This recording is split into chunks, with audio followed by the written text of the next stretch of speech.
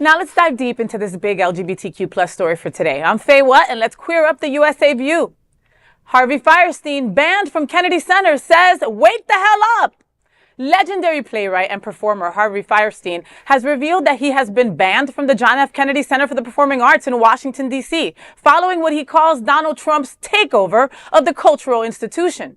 Fierstein, 72, known for Kinky Boots, La Cage aux Folles, and Torch Song Trilogy, shared a fiery statement on social media condemning Trump's actions. He mentioned works like Hairspray and Safe Sex that are no longer welcomed at the venue.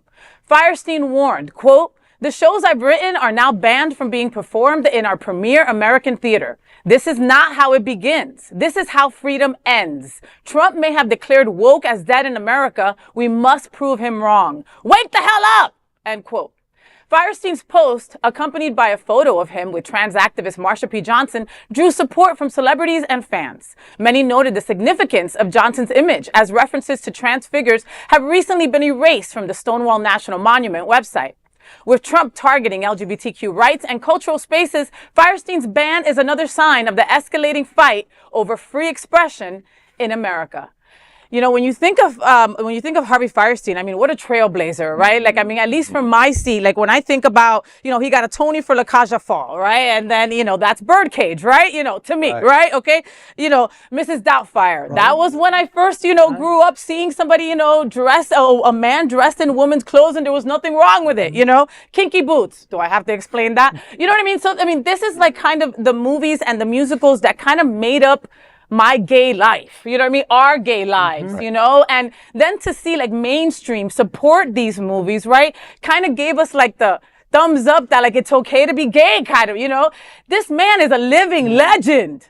Living iconic legend. So to be banning him and all his work from the Kennedy Center is just mind-boggling to me. Yeah, wake the fuck up is more like it. Did you see the press conference where Fearless Leader is standing in one of the opera boxes and he puts his arms up like Eva fucking Perón? I mean, what is wrong with this man and his taste in entertainment? Imagine what he's doing at the Kennedy Center, and do not be surprised if his plans for the Kennedy Center include Nazi rallies, because that's probably on the books. Well, I mean, he's made himself the chair, right? Yeah, he is the chair now of the course. Kennedy Center. Buddy, what do you think? But no, my point is that Harvey Fierstein took it away from being a gay genre to an American genre. Yes, sir. Yeah. 100. He was the first. He wasn't the first. There were a lot of people that were working hard on, but it's every single one of his successes opened the door a little wider and became more American rather than just, oh, it's a gay show. Yeah. 100%. So, I mean, it's ironic that something as American as that is now being relegated to the dustbins, you know, and his work is significant. I mean, so we have to fight. Trilogy. So we have to fight hard. Yeah. We have to go out and we have to request the movie from all the different Netflix and Showtime, and you know, we have to flood the media with wanting to see that show. And also for the younger generations, we have to do our homework to understand what life was like back then, because his portrayals, while they were comedic, were very true. Yes. In a lot of ways. Yeah.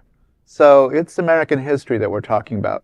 Well, I'm happy that he's speaking out. I'm happy that he's letting people know that he's pissed. You know, that picture of him with Marsha was like, is important. Wow, so important, buddy. But also, like, I was like, look at his experience, look at his past, look at the history that he's lived through. You know, he's not going to stay quiet. No, read his memoir. Yeah. His memoir is amazing. And I'm blown away by what this man has been through in his life. Well, I hope this is not the last that we hear of him, because we need you screaming as loud as possible, and we all need to be screaming with you, Harvey, for sure. That is the big LGBTQ story for today. There is no other queer nonprofit media platform like this in the entire world.